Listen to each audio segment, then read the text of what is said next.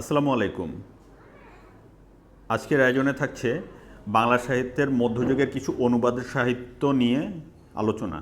মন দিয়ে দেখতে থাকুন পুরো আয়োজনটি। মহাভারতের জনপ্রিয় ও প্রাঞ্জল অনুবাদক কে ছিলেন? মহাভারতের জনপ্রিয় ও প্রাঞ্জল অনুবাদক ছিলেন কাশিরাম দাস। সংস্কৃত ভাষায় লিখিত পৌরাণিক মহাকাব্য রামায়ণের রচয়িতাকে? সংস্কৃত ভাষায় লিখিত পৌরাণিক মহাকাব্য রামায়ণের রচয়িতা ছিলেন বাল্মীকি।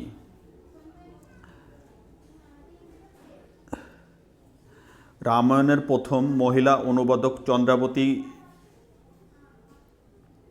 কে ছিলেন? বাংলার সাহিত্যের রামায়ণের প্রথম মহিলা অনুবাদক চন্দ্রাবতী ছিলেন বাংলা সাহিত্যের প্রথম মহিলা কবি। শাহনামা মৌলিক গ্রন্থের রচয়িতা কে ছিলেন? শাহনামা মৌলিক গ্রন্থের রচয়িতা ছিলেন ইরানের কবি ফেরদৌসি। শাহনামার বাংলা অনুবাদক ছিলেন মোজাম্মেল হক। কার উদ্দেশ্যে সর্বপ্রথম রামায়ণ মুদ্রিত হয়? উইলিয়াম কেরির উদ্যোগে রামায়ণ মুদ্রিত হয়। পুরাণ কি? পুরাণ সংস্কৃত ভাষায় রচিত কাহিনীকেন্দ্রিক ধর্মগ্রন্থ।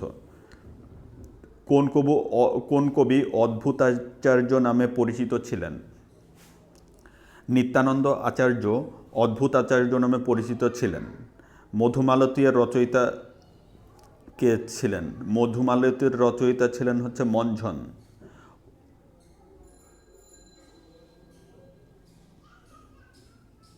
মধুমালতী অনুবাদ করেন কে? মধুমালতী অনুবাদ করেন সৈয়দ হামজা। মধ্যযুগের অনুবাদ সাহিত্য মূলত কী ধরনের ছিল? মধ্যযুগের অনুবাদ সাহিত্য মূলত ভাবানুবাদ।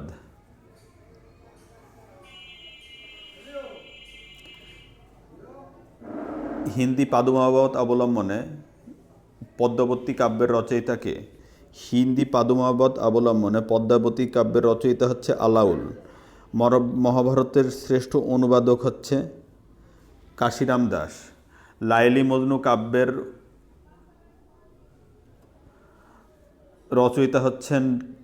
রচয়িতা কে ছিলেন? লায়লি মজনু কাব্যের রচয়িতা ছিলেন দৌলত উজির বাহরাম খান। আখ্যানমূলক লোকগীতি বাংলা সাহিত্যে কী নামে পরিচিত? আখ্যানমূলক লোকগীতি বাংলা সাহিত্যে গীতিকা নামে পরিচিত। গীতিকাকে ইংলিশে কি বলা হয়? গীতিকাকে ইংলিশে বলা হয় ব্যালার্ড, যা ফরাসি ব্যালের নৃত্য শব্দ থেকে এসেছে। ময়মনসিংহ গীতিকা কয়টি ভাষায় অনুদিত হয়? ময়মনসিংহ গীতিকা 23টি ভাষায় অনুদিত হয়। ইনফরমেশনটি মনে রাখার চেষ্টা করবেন। 1760 থেকে 1860 খ্রিস্টাব্দকে বাংলা সাহিত্যের যুগ সন্ধিক্ষণ হিসাবে চিহ্নিত করা হয়। তাহলে কত সাল থেকে কত সালকে বাংলা সাহিত্যের যুগ সন্ধিক্ষণ হিসাবে চিহ্নিত করা হয়? 1760 সাল থেকে 1860, এই 100 বছরকে। ঈশ্বরচন্দ্র গুপ্তের বিখ্যাত কবিতা তপসে মাছ বাঙালি মেয়ে, নীলকর আনারস। তাহলে ঈশ্বরচন্দ্র গুপ্তের বিখ্যাত কবিতা কি কি? তপসে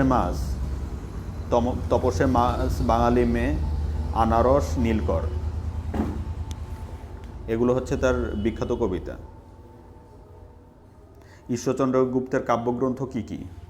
ঈশ্বরচন্দ্র গুপ্তের কাব্যগ্রন্থগুলো প্রভাকর, হিত প্রভাকর এবং বোধেন্দু বিকাশ। এখানে দেখুন, ঈশ্বরচন্দ্র গুপ্তের কাব্যগ্রন্থ হিত প্রভাকর, প্রভাকর এবং বোধেন্দু বিকাশ তিনটি ঈশ্বরচন্দ্র গুপ্তের কাব্যগ্রন্থ। আধুনিক যুগের কবি ঈশ্বরচন্দ্র গুপ্তকে কি বলা হয়? আধুনিক যুগের কবি ঈশ্বরচন্দ্র গুপ্তকে বলা হয় কবিওয়ালাদের প্রতিনিধি বলা হয়। দোভাষী বাংলায় রচিত পুঁথি সাহিত্যিক বলা হয় দোভাষী বাংলায় রচিত পুঁথি সাহিত্যিককে বলা হয় বটতলার পুঁথি। দোভাষী বাংলায় রচিত পুঁথি সাহিত্যিককে কি বলা হয়? বটতলার পুঁথি বলা হয়। প্রথম রোমান্টিক উপন্যাস কপালকুণ্ডলা। এটি কত সালে প্রকাশিত হয়? 1866 সালে প্রথম রোমান্টিক উপন্যাস কপালকুণ্ডলা প্রকাশিত হয়।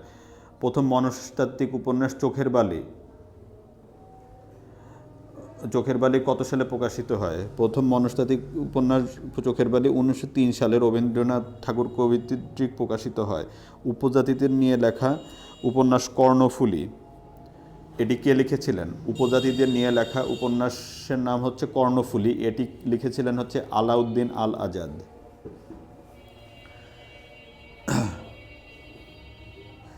দেখুন, উল্লেখযোগ্য কিছু অনুবাদ গ্রন্থ আমরা এখন দেখব, মন দিয়ে দেখার চেষ্টা করুন।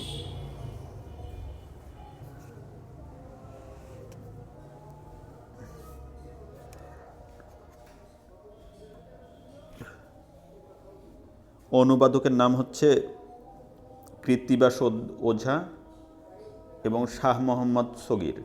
তাদের অনুদিত গ্রন্থ ছিল রামায়ণ। মূল গ্রন্থ রামায়ণ, মূল রচয়িতা ছিলেন বাল্মীকি।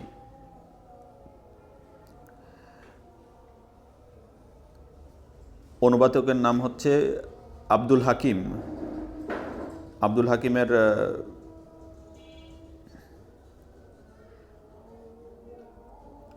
হাকিমের নাম ছিল হচ্ছে ফকির গরিবুল্লাহ।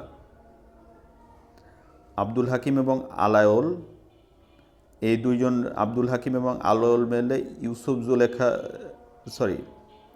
এখানে আবদুল্লাহ হাকিমের নাম হচ্ছে ফকির গরিবুল্লাহ। তিনি ইউসুফ জুলেখা লিখেছিলেন। মূল গ্রন্থ ছিল হচ্ছে ইউসুফ ওয়াল জুলেখা। মূল রচয়িতা ছিলেন হচ্ছে জামি। আলাওল অনুবাদ করেছিলেন হচ্ছে পদ্মাবতী।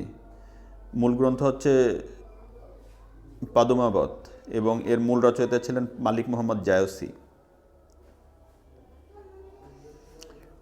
আমরা এটি আবার পড়ব।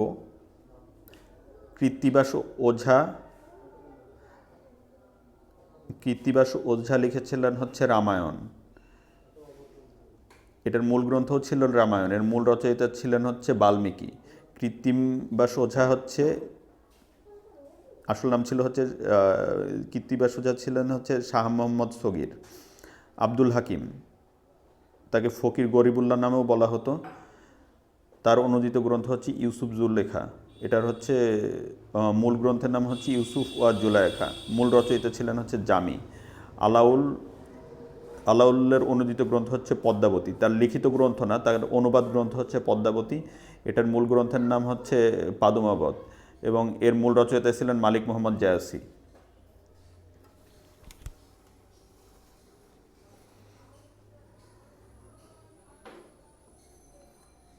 আবার দেখুন, আলাউলের অনুদিত গ্রন্থ হচ্ছে সিকান্দার নামা। মূল গ্রন্থের নামও হচ্ছে সিকান্দার নামা। মূল রচয়িতা হচ্ছেন নিজামি। আলাউলের অনুদিত গ্রন্থ হচ্ছে তোহফা। এর মূল গ্রন্থের নাম হচ্ছে তোহফাতুন নেসায়ে। এটি লিখেছিলেন হচ্ছে ইউসুফ গদা। তোহফাতুন নেসায়ে এর মূল লেখক ছিলেন ইউসুফ গদা।